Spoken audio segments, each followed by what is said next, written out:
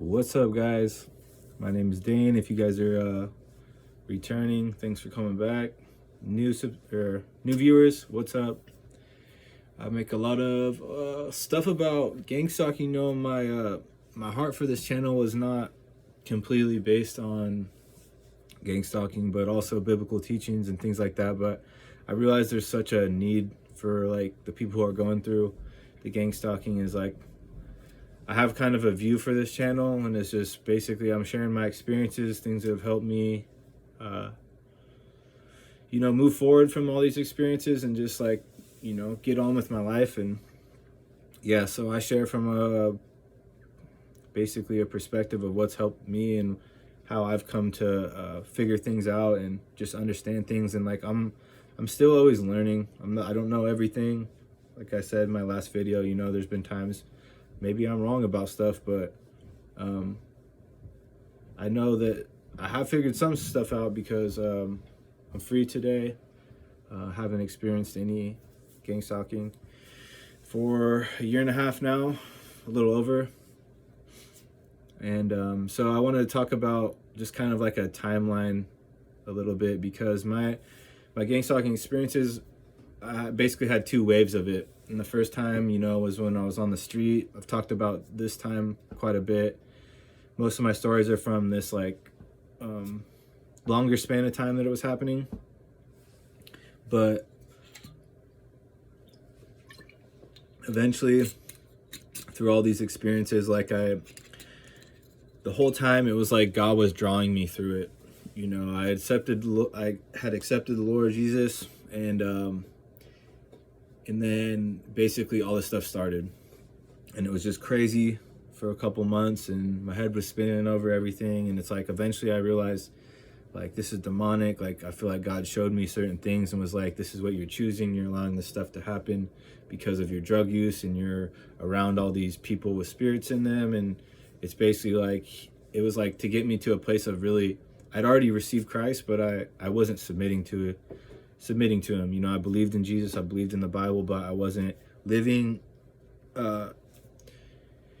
according to the truth and to the way that God teaches how to walk. So I knew that I needed to do that. But how do you do that? Like, because we grow up our whole lives living how we want and all these things, and it's like everything needs to change. Our whole mindset, our attitudes, our beliefs, we need to align them to truth for the truth to really like set us free. It's not just about like, seeing the truth and be like, oh, that's true. It's like you have to walk this thing out, right? It's like you can know the truth in your head, but if you're not knowing it in your heart, it's like your faith's dead, right? And it's like we can be ignorant to all the spiritual realities of the world, and like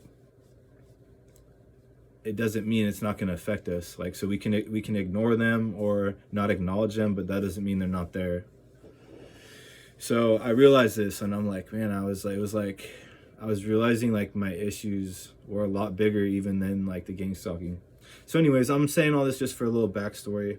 Like, so that was like 5 years ago when I started this journey of like submitting to God. And my walk has just been crazy. Like, I've had experiences with God, and he's done powerful things in my life, but I've always been up and down and went back and forth. And it's like a lot of it is due to my own pride and stubbornness. And it's like each time that I've fallen and relapsed, it's like I've realized more needs to change. I need to give more to this. I need to adjust, or it's like I go all the way back, right? So I've been in and out of this faith-based discipleship for like, I've spent 3 years, full years in the last like 6 years in a very strict programming of like discipleship, faith-based discipleship, like classes, dress code, like structured meal times, devotions in the morning, church,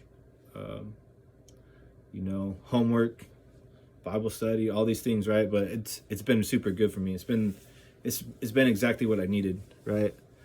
But I'm just saying it's taken me a long time to get over my issues. Like, who I am today is nothing to who I was when I started this.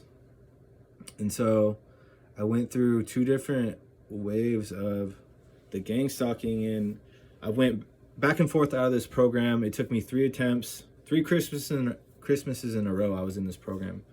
Finally, like the first time I did the program, I only made it like 2 weeks, 10 days or something like that. Still wasn't sleeping. I was detoxing, all that. Went back out on the street, and then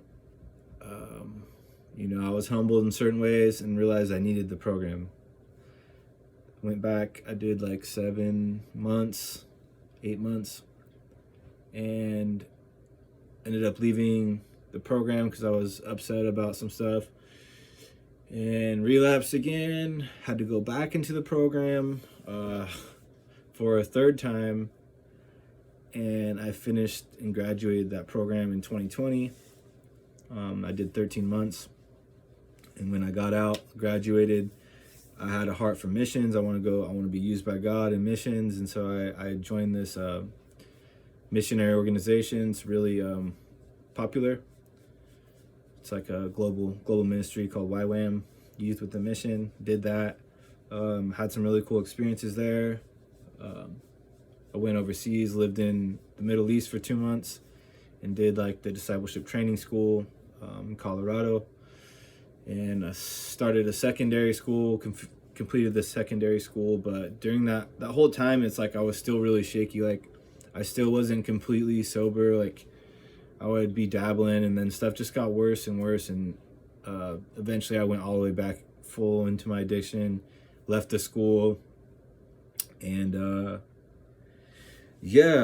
and I was in for another round of gang stalking here in about maybe 6 months after that, 5 months after that, something like that. So it was during this time I was weakened emotionally, spiritually, and isolated again. And it's like, that's one thing. It's like if you don't have solid people around you, it's like you're easy prey for enemy and his little minions, right? Because it's like you have nothing to lean on when you're weak, right? Especially like for me, I was cut off from my source. Like, if we're depending on God, we're strong, right? But if we're not, we're so weak. At least me. I'll speak for myself, right? But this is true for everyone.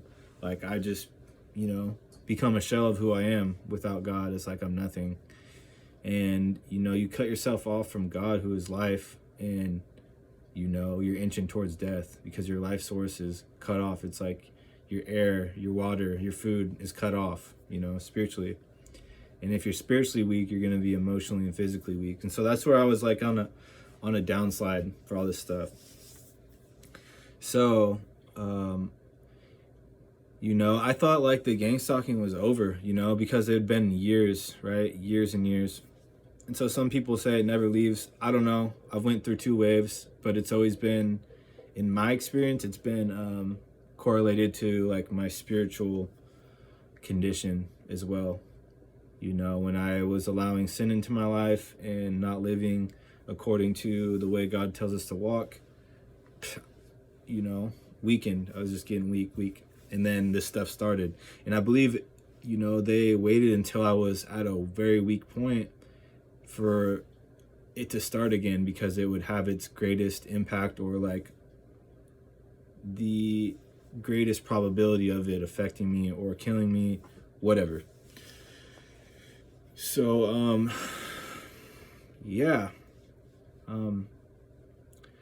leading up to this situation, like I could see how there had been things that were happening, but I wasn't connecting the dots because it had been so long, like I said.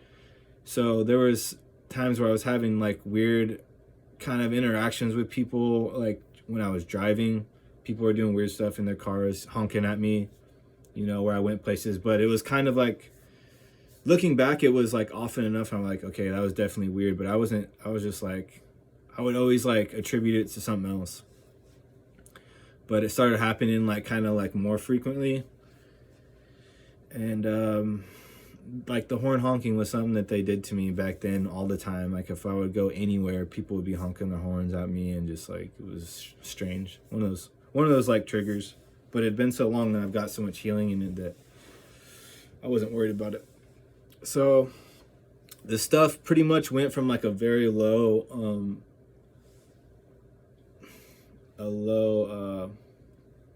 gosh man, I'm brain farting, frequency, you know, like just a very low level of like the targeting that I wasn't really even worried about it. So another couple of things that had happened was there was this one guy, I was with him, his name was Nutty. He was in my car one time, and I pulled over, right, and we were up to no good. By this time, like, I'm involved in all these little, like, drug circles, you know, like in North Seattle. I was running around, like, this camp, and then there was, like, apartments and stuff, and I was, like, frequenting this area. Even though I had a house and stuff, I was, like, going out there and basically just kicking it with all these, like, street people and drug dealers and stuff, and, yeah, so I was with him, and I pull up to this spot, and it's like pretty dead right there. And then all of a sudden, it's like as soon as I pull up, it's like car after car are just parking all around me. And I was like, huh, that's weird. I was like, what do you think about that, Nutty? He's like, I don't know, man. Looks like some gang stalking. And I was like, what do you know about that? And he started giving me like some stories about stuff he experienced, and maybe he did, maybe he didn't. But I mean, this is where it kind of like started a little bit, right? Because he started mentioning like where I was at. There's like this camp, and then a couple blocks away, like in this area, it's just a dark area, right? There's like a spot with like prostitution, very heavy drug area, crime, you know. And there's a cemetery like in between this area, and he started talking about the cemetery, and he's like, yeah man, I've been seeing this white wolf in the cemetery the last few nights, or like, I don't know, he said he's seen it a couple of times basically. And I wasn't really paying attention to it. Like I mean, I heard him, but I was like, I don't think we have wolves out here. And you seen a white one? I'm like, okay, whatever, dude. So yeah, this was just kind of like setting the scene, okay?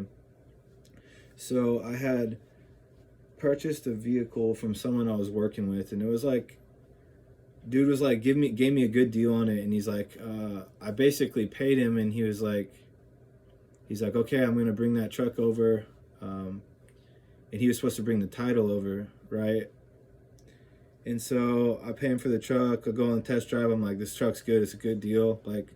And so I gave him the money for it, and he was like, oh, he's like, give me a ride over here. I got the title over here. Basically, I gave him a ride over there. He looks for the title. He's dinking around, like, doesn't find the title. So I'm just like, whatever, like, we'll figure it out later. And so I'm driving this truck around, and I'm like, you know, it's not in my name. I got no proof of sale. I got no insurance on this. I'm just like riding dirty on this thing. And I'm driving around in this same area that I was hanging out in, and I'm like, I'm driving, and all of a sudden, like, I have this cop that's following me, and I'm like, I kind of get sketched out, because I'm like, dude, I'm in this car, I have no, like, proof that this is mine. You know, I bought it from this dude, but it's just sketchy, because I didn't do it the right way.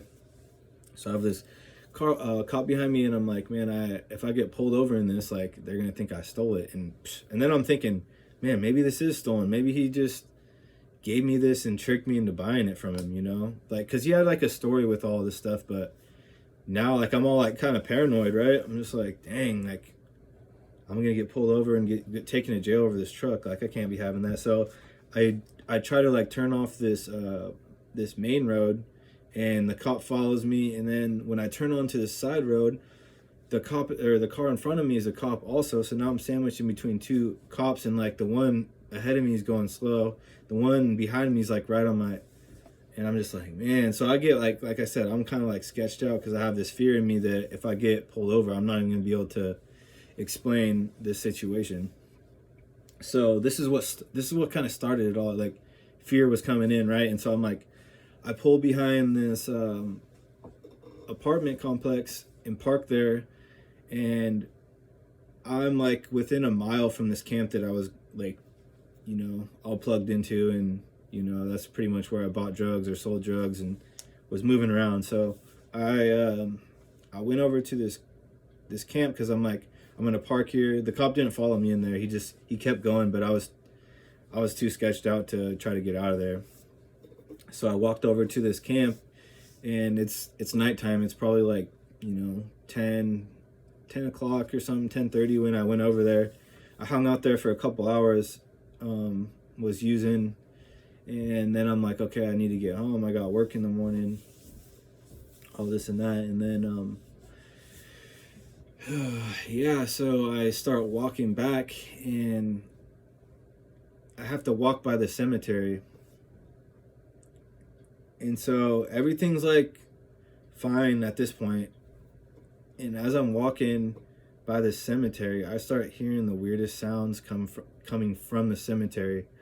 And, you know, now it's past midnight. It's probably like closer to like 1 a.m. Like there shouldn't be anyone in the cemetery. And like I said, dude told me about a wolf, you know, a white wolf being in the cemetery, which, okay, so I'm walking by this, and all of a sudden I start hearing, ow, ow, ow, ooh, and it sounded like multiple, it didn't really sound like a person, but it didn't really sound like a wolf either. It was like in between. It was strange. Like, I don't know. It could have been either, but I didn't see nothing. All I hear is this like sound that's just loud, people howling really loud, and it's like in my direction. And it felt just like an alarm. Like immediately, like I'm just like, what is that, right? And like, you know, the familiar feeling of just like that terror, you know, of like, you know, the part of gang stalking where it's like you're just in terror, you know, like that just hits me, and I'm just like, ooh, I gotta get out of here. This ain't right, you know. And so it was like all these seeds were being planted, right? You know, me being sketched out about the truck, and then, you know, all this stuff leading up to it. And then now it's like, this is what's like opened the gate wide. It went from like just a small little things to like, boom. Now this like, the gang stalking went from like 0 to 100. I guess not 0, but like, you know, 5% to 100%. Like it was like, this was one of like the heaviest, you know, gang stalking experiences that I had. And this is years after it started, right? And so I go to my truck, and I'm like my heart's just going, and I'm like, I can't wait to get out of here. Like I do not have a good feeling. It's dark. I'm by the cemetery, right? It's just like a creepy feeling. I don't know how to explain it, but I get in my truck, and I'm like, I go to start it. Guess what? It don't start. So now I'm in this truck.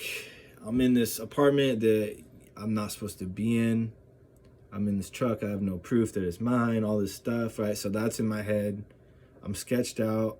So now I'm like, and it's late too. I don't want to be messing with this truck and have the cops roll up on me and be like, whose truck is this? Well, why don't you have proof? I just didn't want to get caught up in all that. So I'm just like, okay, I'm just going to have to sit it out. But I still have all this like emotion from what I just experienced. Like, what was that? What was that in the cemetery? What was making that sound, and why, you know? And as I'm sitting there, and I'm just kind of like, what do I do? I can't really run.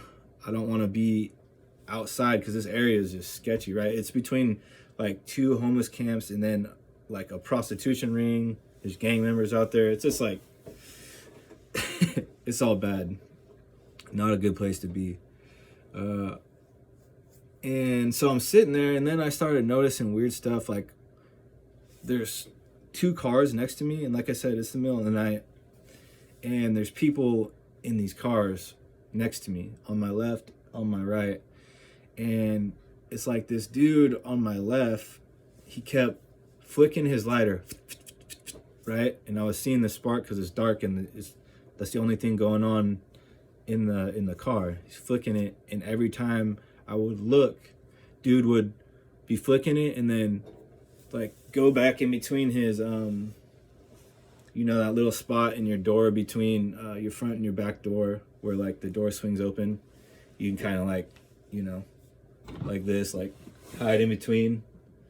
So he was doing that like because his chair was back right then. So he's like going back every time, and then as I'm looking over, dude in the other car is doing weirdo stuff.